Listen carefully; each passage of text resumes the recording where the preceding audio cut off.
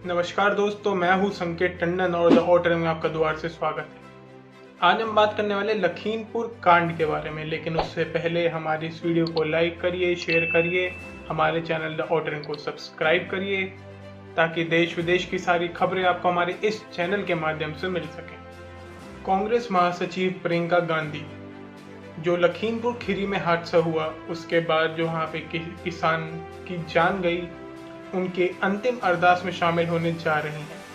हम आपको बताते चले, प्रियंका गांधी का ये एक हफ्ते में लखीमपुर का दूसरा दौरा था। बीजेपी नेता के दौरे का विरोध कर रहे किसानों को गाड़ी से कुचला गया था, जिसमें 4 किसानों की मृत्यु हो गई थी और उसके बाद उस हिंसा में 4 और लोग मारे गए थे। लखीमपुर कांड के अगले ही दिन कांग्रेस महासचिव, जिनको यूपी की जिम्मेदारी दी गई है, प्रियंका गांधी अगले दिन लखीमपुर पहुंची थी, लेकिन उनको बीच रास्ते में ही हिरासत में ले लिया गया था। संयुक्त किसान मोर्चा ने पिछले हफ्ते ये ऐलान किया था कि 12 अक्टूबर को जो किसान मरे हैं उनके लिए लखीमपुर खीरी के तिकोनिया गांव में अंतिम अरदास का आयोजन किया जाएगा। पुलिस ने इस कार्यक्रम को देखते हुए कड़ी सुरक्षा का प्रबंध किया गया है। हम आपको बताते चले कि पुलिस की छुट्टियां पहले ही 18 अक्टूबर तक रद्द कर दी गई थी। मंगलवार को भी लखीमपुर, सीतापुर और लखनऊ के हाईवे में पुलिस की कड़ी बैरिकेडिंग दिखाई दी और पुलिस ने तिकोनिया गांव में भी कड़ी सुरक्षा के बंदोबस्त करे हुए हैं। 3 अक्टूबर को किसानों को कुचले जाने के बाद इस घटना का जिम्मेदार राज्य मंत्री के बेटे आशीष मिश्रा को बताया जा रहा है। इसकी एक वीडियो भी वायरल हुई थी, जिसमें हम देख सकते थे कि कैसे गाड़ी आई और किसानों को कुचलते हुए चली गई, जिसके बाद आशीष मिश्रा की गिरफ्तारी कर ली गई थी। हम आपको बताते चले कि इस अंतिम अरदास के कार्यक्रम में आसपास के जिले के लोगों की आने की बहुत ज़्यादा संभावनाएं हैं और जितने भी किसानों के हम कह सकते हैं कि ग्रुप हैं या किसान एसोसिएशंस हैं, उन सब के नेताओं के आने के भी इसमें बहुत ज़्यादा संभावनाएं हैं।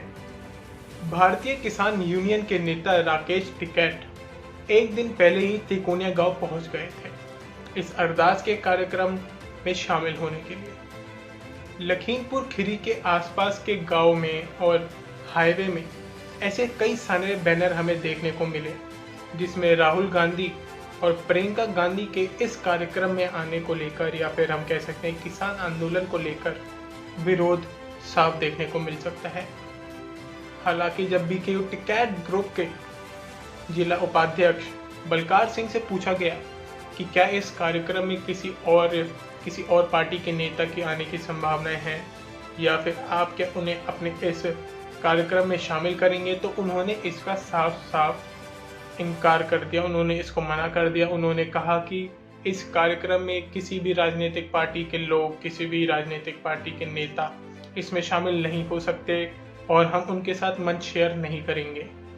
संयुक्त किसान मोर्चा में ऐसे लगभग 40 किसान संगठन हैं जो पिछले 1 वर्ष से केंद्र के बनाए गए किसान नियमों का विरोध कर रहे हैं और इस आंदोलन में शामिल हैं। लखीमपुर खीरी में मारे गए किसानों की अंतिम अरदास के प्रोग्राम में कांग्रेस महासचिव प्रियंका गांधी, आरएलडी के अध्यक्ष जयंत चौधरी समेत हजारों किसान शामिल थे।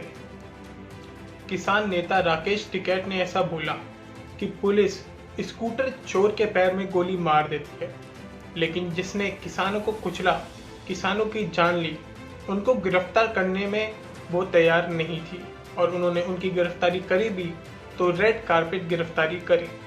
प्रियंका गांधी ने जमीन पर बैठकर इस अरदास में रखे गुरु ग्रंथ साहिब के सामने मत्था टेक कर इस कार्यक्रम में शामिल रही और फिर मंच के सामने नीचे ही बैठी रहीं। उनके साथ ही आरएलडी के अध्यक्ष जयंत चौधरी भी इस कार्यक्रम में शामिल थे। उन्होंने भी किसानों के साथ हो रही नाइंसाफी पर आरोप लगाया।